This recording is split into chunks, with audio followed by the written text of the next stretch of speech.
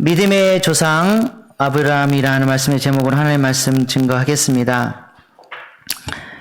오늘 말씀 준비하면서 생각나는 동영상이 있어서 먼저 소개하고 말씀 나누도록 하겠습니다. 제목은 아빠 홀릭입니다.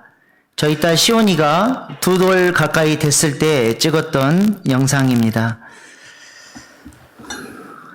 준아, 엄마가 좋아, 아빠가 좋아? 아빠 좋아? 아빠가 좋아, 오빠가 좋아? 할머니가 좋아, 아빠가 좋아? 아빠가 좋아? 할아버지가 좋아, 아빠가 좋아? 아빠가 좋아, 엄마가 좋아? 아빠요? 아빠가 좋아요, 엄마가 좋아? 아빠가 좋아? 언니가 좋아, 아빠가 좋아? 아빠 홀릭. 네. 제 아내가 엄마가 좋다는 소리 한번 들어보려고 집중적으로 질문을 했지만 결국에는 아빠 홀릭으로 끝나고 말았습니다. 이 동영상을 보면 알 수 없는 승리의 기쁨이 느껴집니다. 아빠 홀릭 이 말만 들어도 참 기분이 좋습니다. 제가 이 영상을 보다가 문득 그런 생각이 들었습니다. 우리가 하나님 홀릭이면 얼마나 좋을까? 너 돈이 좋아? 하나님이 좋아?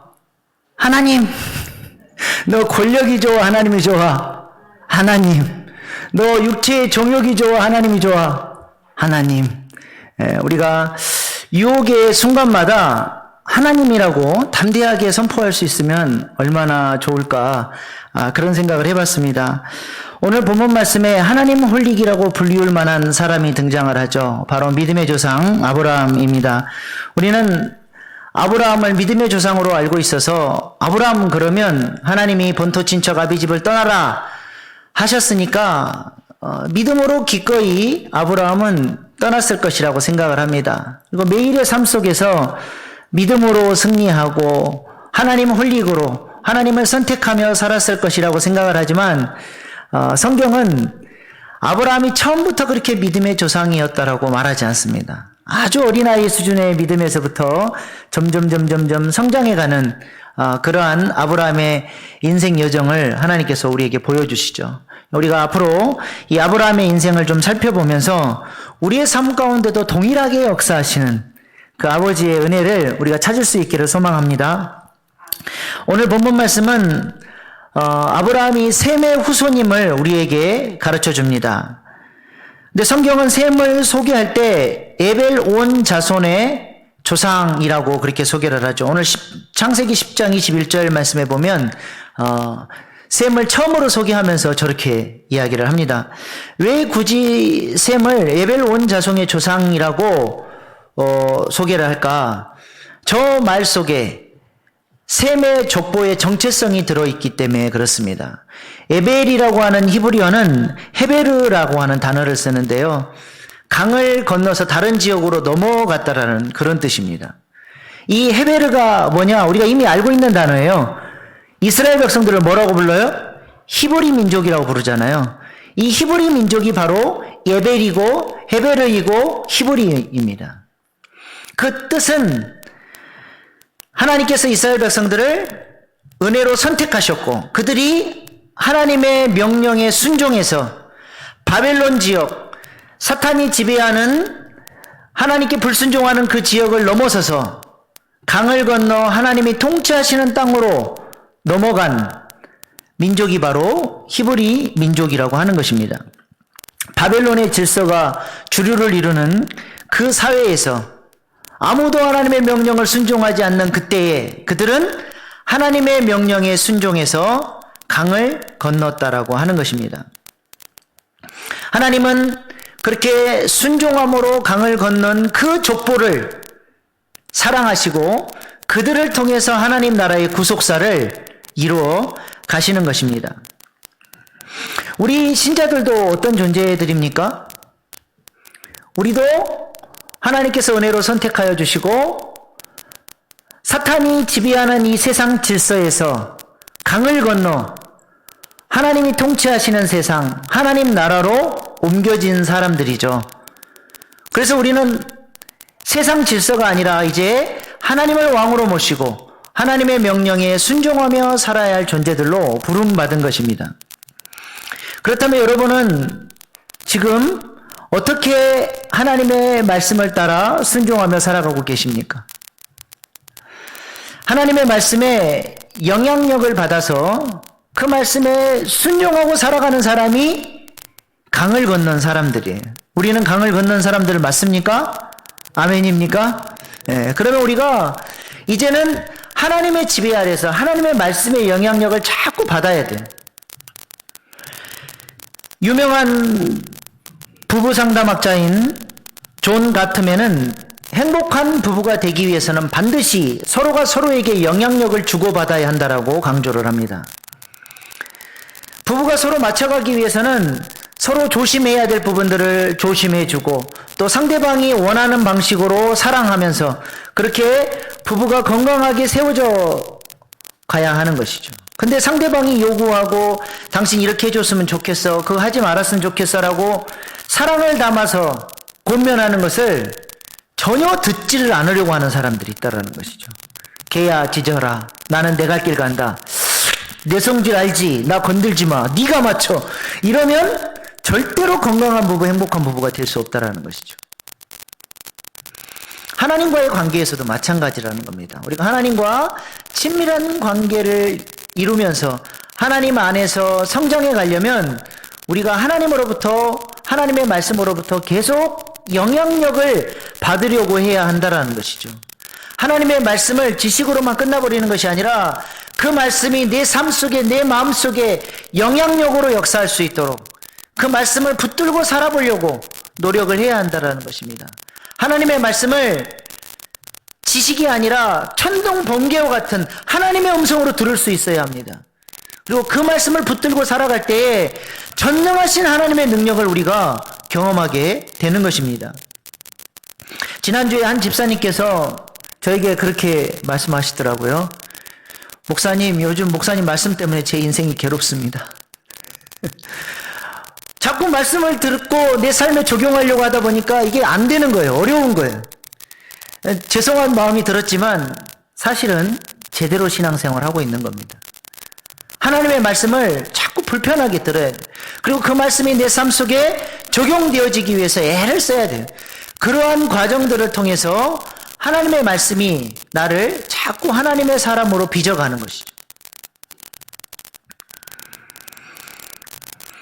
하나님은 바벨론 같은 이 세상 속에서 하나님의 말씀을 듣고 세상 질서를 거절하고 강을 건너는 사람들에게 그의 얼굴빛을 비추어 주시고 그들에게 역사하셔서 구속사의 역사를 이루어 가시는 것입니다. 우리도 하나님의 말씀에 영향력을 받고 순종하며 살아갈 수 있기를 간절히 소망합니다. 이렇게 강을 건넌 예벨의 족보가 11장 16절부터 시작이 됩니다. 이 족보 안에 그 유명한 믿음의 조상 아브라함이 등장을 하는 것이죠. 하나님의 말씀을 따라서 바벨론의 땅을 떠나서 강을 건넌 아브라함을 가르쳐서 믿음의 조상이라고 하는 것입니다. 그렇다면 강을 건너기 전에 하나님께서 아브라함에게 찾아오셨을 때 아브라함의 상태는 어떠했습니까? 여호수아 24장 2절 말씀이 그것을 가르쳐줍니다. 우리 한 목소리로 같이 읽어보겠습니다. 시작. 여호수아가 모든 백성에게 이르되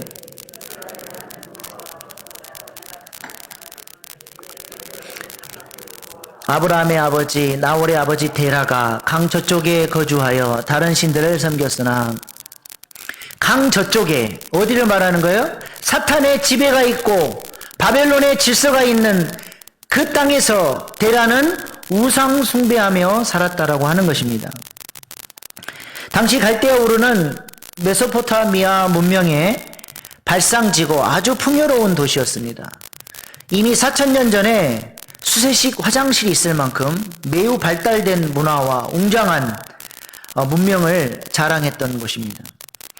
그곳 사람들은 달의 신인 신이라고 하는 주신을 섬겼고 또 각 가정마다 자신의 집안을 지켜주는 수호신을 섬기고 살았습니다. 데라는 바로 그 우상들을 만드는 직업을 갖고 있었고 우상을 만드는 사람이었습니다. 아브라함도 마찬가지죠. 그 환경 속에서 자라며 바벨론의 지배 아래서 사탄의 질서 아래서 우상을 숭배하며 살았던 사람이라고 하는 것입니다.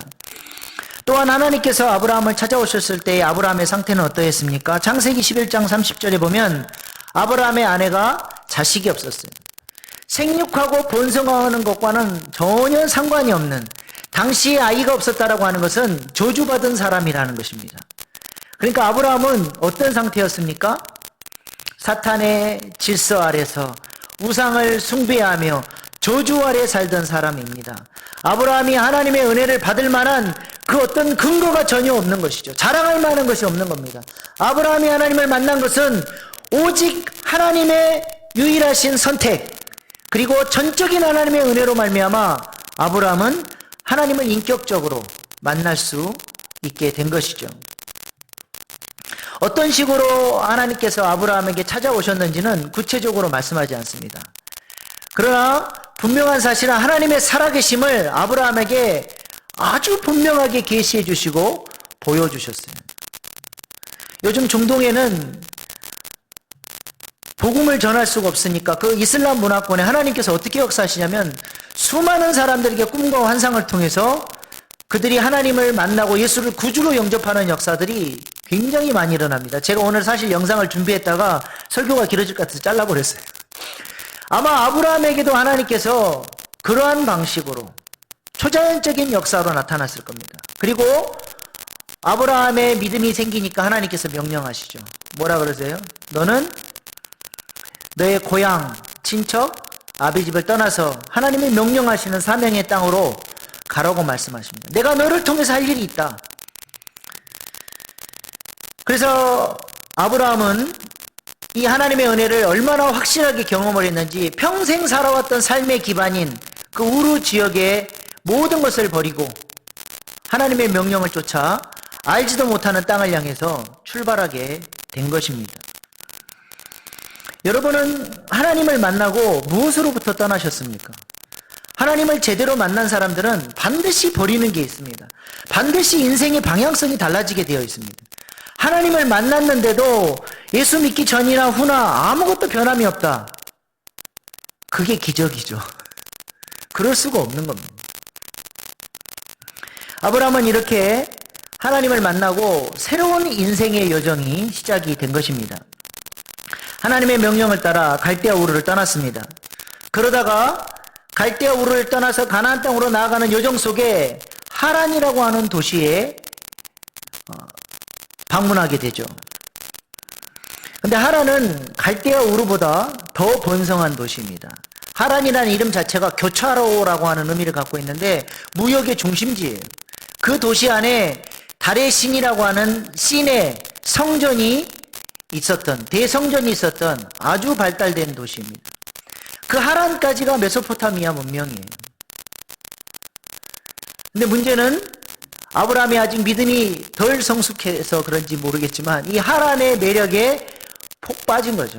이 강을 건너면 이제 하란 바로 옆에 있는 유프라데스 강을 건너면 하나님이 말씀하시는 가나안 땅으로 향해 나가게 되는데 이 메소포타미아 문명, 바벨론의 질서를 거절하고 넘어가기가 굉장히 힘들었던 것입니다.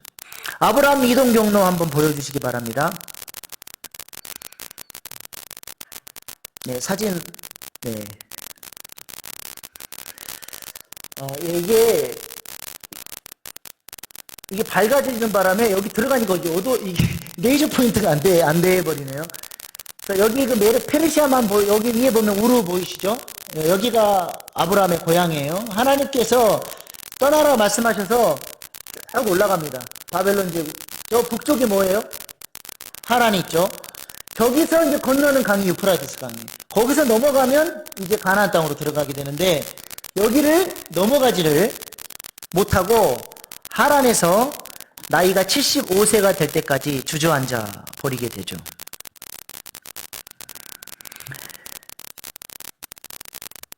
사탄은 영혼을 절대 쉽게 내주지 않습니다. 바벨론에서 강을 건너서 이제 하나님의 통치 아래로 들어가려고 하는 아브라함을 마지막 순간 하란을 통해서 그 발목을 잡고 넘어뜨리는 것이죠. 그냥 말씀대로 안 살고 내 멋대로 살 때는 영적 전쟁이라는 개념 자체가 느껴지질 않습니다. 그런데 내가 딱 결심을 하고 하나님의 은혜에 응답을 하고 주님 뜻대로 살려고 딱 결정하는 순간부터는 치열한 영적 전쟁이 시작이 되는 거예요.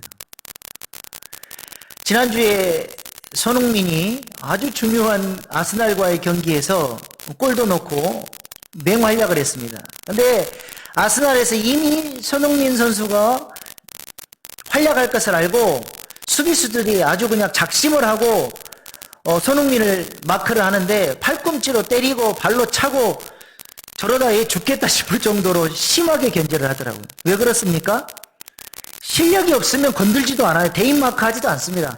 근데 위협적이니까. 마귀도 마찬가지입니다. 뭔가 하나님의 뜻대로 꿈틀대려고 하고 주님 뜻대로 살아보려고 하면 반드시 영적 전쟁이 치러지게 되는 것이죠.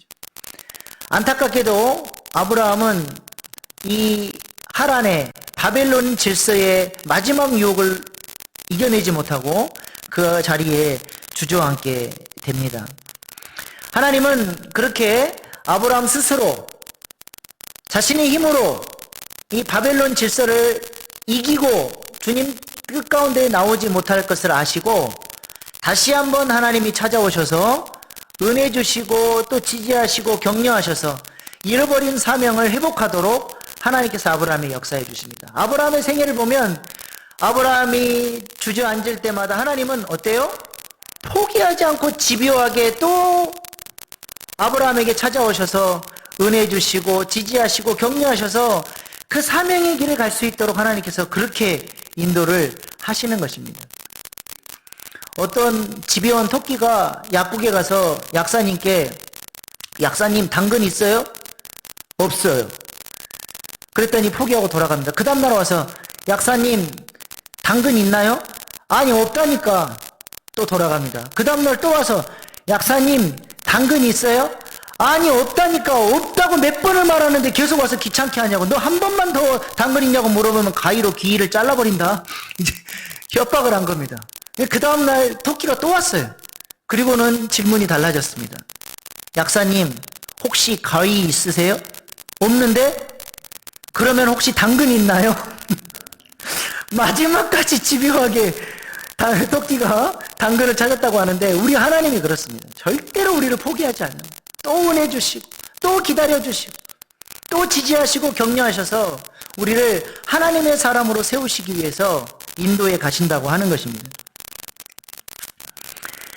그래서 다시 하란에서, 그러니까 창세기 12장에 하나님께서 주시는 약속은 뭐냐면 하란에서 하나님께서 주신 약속이에요. 하란에서 다시 만난 하나님께서 그렇게 아브라함에게 은혜를 주셔서 사명의 땅으로 나아갈 수 있도록 그렇게 하셨다고 하는 것입니다. 하나님의 은혜로 말미암아 드디어 아브라함은 그 하란 땅에 자신의 아버지와 친척들을 남겨두고 가나안 땅으로 나아가게 됩니다. 우리는 스데반 설교 때문에 아버지 데라가 죽고 난 다음에야 비로소 아브라함이 움직인 걸로 아는데 그렇진 않습니다. 아버지 데라가 죽기 전에 아브라함이 떠났습니다. 사도행전 7장 4절에 보면 스데반은 이렇게 설교를 했는데 창세기에 보면 조금 내용이 다릅니다. 아브라함이 하란을 떠날 때 나이가 몇 살이에요? 75세입니다. 창세기 12장 4절에 나와 있죠. 이때 데라의 나이가 몇 살일까요? 데라가 아브라함을 몇 살에 낳았죠? 창세기 11장 26절에 보면 70세에 낳았어요. 그리고 아브라함이 75세가 됐으니까 데라는 지금 몇 살이에요? 145세죠? 근데 데라가 몇 살에 죽었습니까? 창세기 11장 32절에 205세에 죽었어요. 그러니까 아브라함이 떠나고 나서도 하란 땅에서 60년을 더 살았다라고 하는 것입니다. 사실 갈대아 우르를 떠날 때는 데라가 주인공이었습니다. 아브라함만 하나님을 만난 것이 아니라 데라도 하나님을 만났고 데라가 주인공이 돼서 가족들을 데리고 떠났어요. 창세기 11장 31절 보세요. 주어가 누구예요? 데라가 그의 아들 아브라함과 하란의 아들 그의 손자 롯과 그의 며느리 아브라함 아내 사레를 데리고 갈대아인의 우르를 떠나 가나안 땅으로 가고자 하더니 누가? 데라가. 근데 하란 땅에 주저앉아 버렸어요. 그리고 하란에서 아브라함이 은혜를 받고 이제는 자기가 주인공이 돼서 가나안 땅을 향해서 나아가게 된 것입니다. 하나님의 은혜가 얼마나 컸는지 아브라함은 그 하란에서 위대한 결단을 한 것이죠. 이 위대한 순종으로 말미암아 하나님께서 아브라함을 통해서 하나님 나라의 새로운 구속사가 시작이 되는 것입니다. 오늘날은 우리가 이민을 가거나 여행 가는 것이 그렇게 큰 위험이 도사리는 일은 아니지만 당시에는 굉장히 위험한 일이었습니다. 요즘에는 여러분 길고양이만 잘못 건드려서 이렇게 학대하거나 죽여도 법적인 제재를 받습니다. 그런데 그때 당시에는 외국인들, 타국인들은 아무런 법적인 보호막이 없었어요. 우리나라 땅에 들어왔는데 저 사람이 갖고 있는 재산이 욕심이 나서 그 이방 사람 죽여도 우리나라 사람이 아니기 때문에 살인으로 인정받지도 않은, 그냥 파리 목숨처럼 어느 누가 죽여도 상관없는 그런 존재가 바로 이방인이었죠. 아브라함은 이방인으로 지금 가나안 땅에 들어가는 것입니다. 그 사회에서 약자 중에 약자예요. 그래서 이집트로 들어갈 때도 아브라함이 두려워하면서 아내 사라가 너무 이쁜 거죠. 저는 성경을 보면서 제일 이해 안 되는 게 이거예요. 사라 나이가 몇 살입니까 도대체? 네? 60이 넘어, 나중에 거의 90세가 다 돼 가는데도 그랄 왕이 사라가 이쁘다고 이렇게 데려가는 걸 보면서 도대체 미모 관리를 어떻게 그 나이에도 나라가 발칵 뒤집히는 만큼 이뻤을까? 이건 천국 가서 물어봐야 될 문제. 아직도 이해가 안 되긴 하지만 아브라함이 그렇게 이집트에 들어가면서 자기가 죽을까봐 어떻게 해요? 여동생이라 그러자 짜고 들어가잖아요. 그만큼 다른 땅으로 들어가는 것이 위험한 일이었던 것입니다. 그럼에도 불구하고 아브라함이 순종할 수 있었던 것은 무슨 믿음이 있었기 때문에 그래요? 하나님께서 나를 지켜주실 것이라고 하는 믿음. 그 하나님께서 나에게 복 주셔서 나를 통해서 하나님 나라를 이루어 가실 것이라고 하는 구속사에 대한 비전이 있었기 때문에 그가 들어갈 수 있었던 것입니다. 그래서 히브리서 11장 8절은 이런 아브라함의 믿음을 이렇게 칭찬을 하죠. 믿음으로 아브라함은 부르심을 받을 때 순종하여 장래 유업으로 받을 땅에 나아갈새 갈 바를 알지 못하고 나아갔으며 은혜를 경험하고 하나님을 인격적으로 만나고 하나님의 말씀이 내 가슴 속에 확신으로 믿어졌을 때 그 말씀에 대한 확신이 순종의 열매로 나타나게 된 것입니다. 그런데 이것이 끝이 아니죠. 아브라함이 이렇게 믿음으로 결단하고 응답했지만 하나님은 그 아브라함을 더 성장시키고 더 성장시켜서 마침내 모리아 산에서 자신의 전 존재와 바꿀 수도 없을 만큼 귀한 아들인 이삭을 하나님 앞에 드리는 이 십자가의 자리에까지 나아가는 믿음의 실력자로 하나님이 아브라함을 계속해서 훈련시키시고 성장시켜 가셨다고 하는 것입니다. 가나안 땅에 들어온 아브라함을 보시기 바랍니다. 하나님께서 아브라함을 그 다음 단계로 또 이제 인도해 가시는 거예요. 여러분, 하나님 말씀대로 순종하면 어떤 결과가 와야 돼요? 문제가 해결되고 하나님의 살아계심이 보여지고 간증해야 되잖아요. 근데 하나님 말씀대로 목숨을 걸고 순종했더니 문제가 더 꼬여요. 기근이 들어오고 먹고 살 게 없어지고 더 힘들어진 겁니다. 아브라함에게 하나님께서 지금 네가 이래도 나를 신뢰할 수 있느냐, 그 아브라함의 믿음을 하나님이 테스트하는 겁니다. 근데 아브라함이 어떻게 합니까? 하란에서 넘어졌던 아브라함이 또 넘어집니다.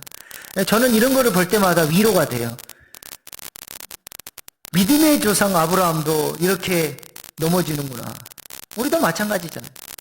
하나님이 넘어질 때마다 어떻게 하셔요? 주목으로 하십니까? 너 내가 순종하라 그랬어 안 그랬어? 그 주목으로 하세요? 그렇게 안 하시죠. 하나님은 너무 오래 참아주십니다. 또 기다려주시고 또 은혜 주시고.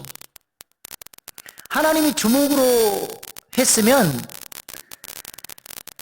순종 안 할 사람이 없죠. 여러분, 주일날 교회에 와야 될 시간에 다른 데 놀러 갈 때마다 하나님이 자동차 바퀴 하나씩 빼버리면 무서워서 주일 빼먹겠습니까?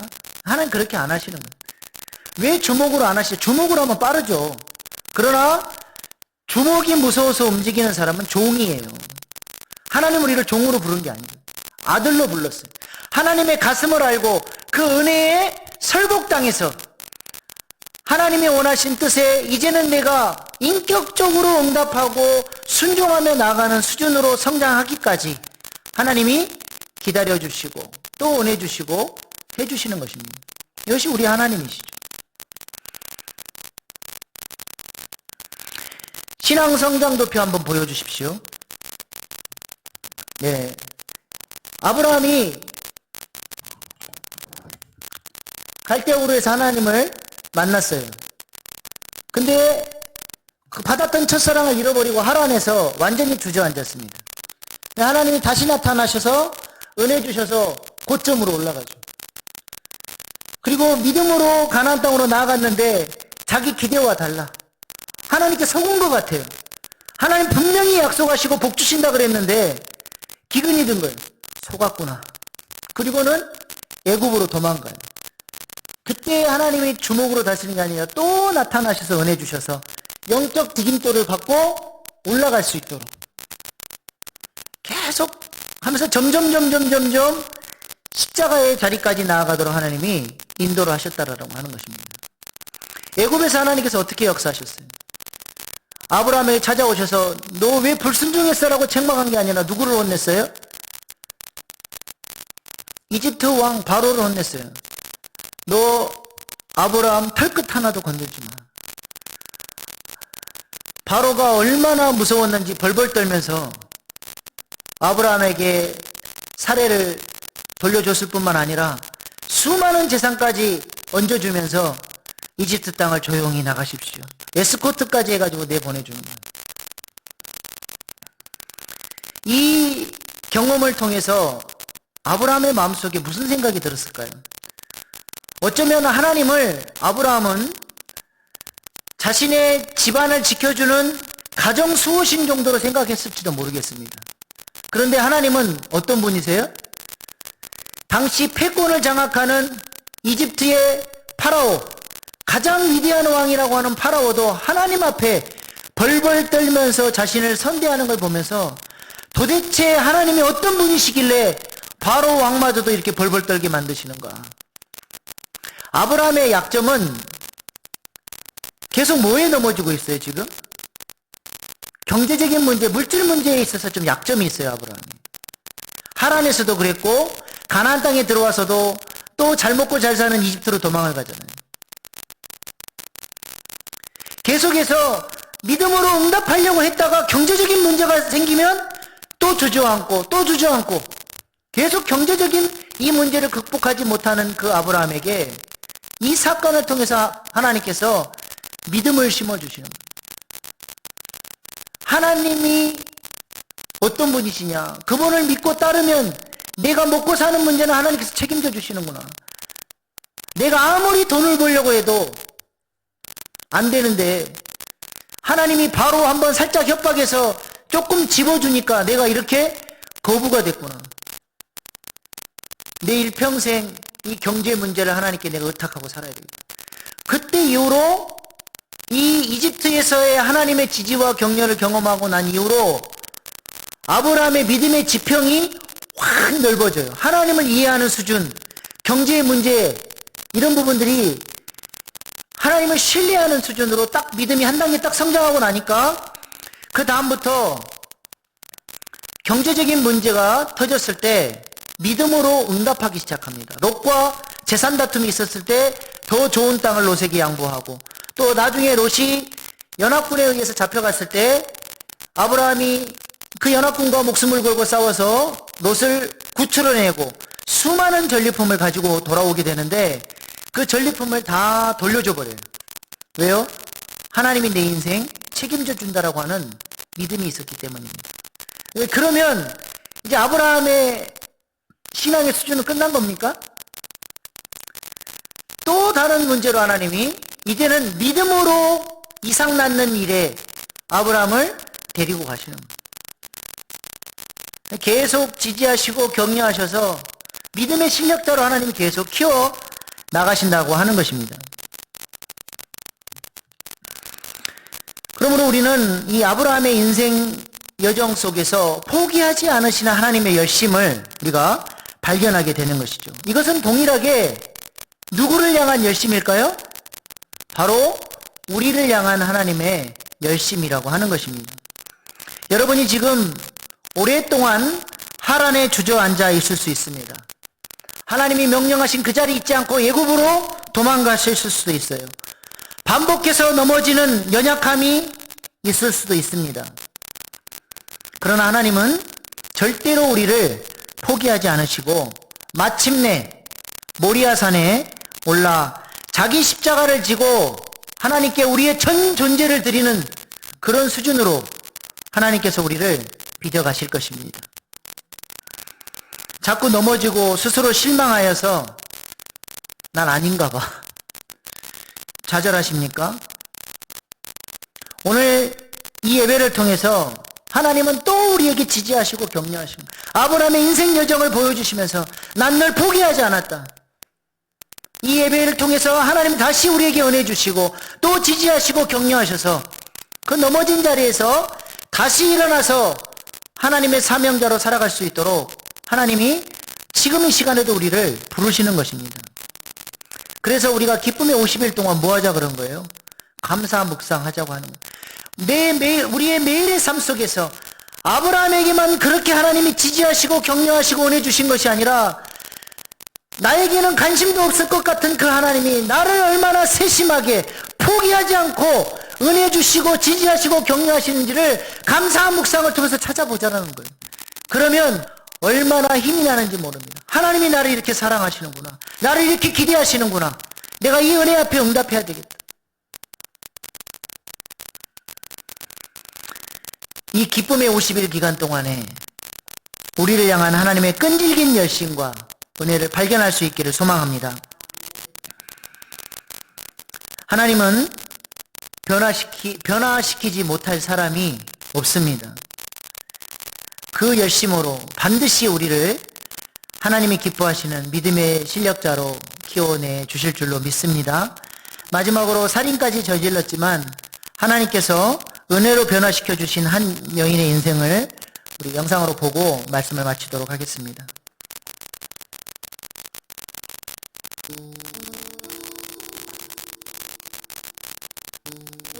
강한나는 서울에 있는 명문대학을 졸업했고 약사가 되어 제법 큰 규모의 약국을 경영하고 있었으며 결혼을 하여 아이들도 있었습니다. 그렇게 잘 살고 있었는데 어느 순간부터 남편과 불화가 시작되었고 그 불화가 점점 자라다가 그것이 결국 미움으로 바뀌고 그 미움이 증오로 그 증오가 결국 살기로 바뀌게 된 것입니다. 그래서 사람을 고용해서 돈을 많이 주고 남편을 죽이게 되었습니다.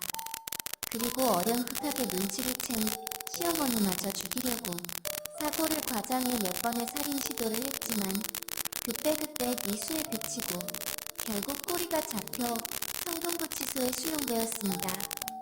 그리고 그녀는 결국 사형을 선고받고 집된 날을 기다리던 중 예수님을 만나 자신의 죄를 회개하고 구원을 얻게 되었습니다. 박효진 장로님은 사형집행장 계단 앞에 서 있습니다. 장로님은 한나가 올라오고 있는 그 계단이 사람이 만든 계단 중 제일 무서운 계단이 아닐까 생각하고 있습니다. 한 발짝 올라올 때마다 앞에 있는 건 가까워지는 죽음이기 때문입니다. 어떤 사형수들은 두려움과 공포를 이기지 못해 그곳에서 졸도를 하고 어떤 이들은 눈이 축 늘어져 질질 끌려온다고 합니다. 또 어떤 사형수들은 그 계단에서부터 악을 쓰고 고함을 지르고 어떤 이들은 가족들을 애타게 찾는다고 합니다. 그 무서운 계단에서 사형수 강한나를 기다리고 있는데 그렇지 않아도 이쁘고 밝은 한나가 해처럼 환하게 빛나면서 나 같은 죄인 살리신 주를 부르며 올라오는 것입니다. 박효진 장로님은 그걸 보는 순간 이런 간판이 나왔다고 합니다. 참 대단하다. 지켜보는 것만으로도 불안하고 걱정스러운데 어떻게 저렇게 흔들림 없는 모습으로 찬양을 할까?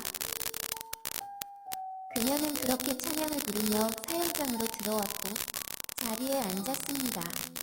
이름과 생년월일, 주소 등을 확인하고 집행을 하려는데 그녀에게서 목소리의 떨림이나 두려워하는 모습은 전혀 찾아볼 수 없었습니다. 마지막으로 그곳에 오신 목사님과 예수 믿는 교도관들은 함께 둘러앉아 인생 마지막 인종예배를 드렸습니다. 박효진 장로님과 교도관들은 마음이 너무 아파서 자꾸 눈물이 나려고 하는데 막상 죽을 사람은 더 밝아지고 환해지고 아무리 뜯어봐도 죽음의 공포나 사망의 두려움이 보이지 않는 것이었습니다. 장로님은 절차 하나하나가 심장을 쪼아들게 만들고 초조하게 만드는데 어떻게 죽음 앞에서 저렇게 담대할 수 있을지 지금 생각해봐도 너무 놀랍다고 합니다. 그렇게 예배가 끝나고 그녀는 단단하고 담대하게 그리고 소장님과 단상위의 사람들을 사랑과 감사가 가득 담긴 눈빛으로 바라보며 마지막 진술을 했습니다.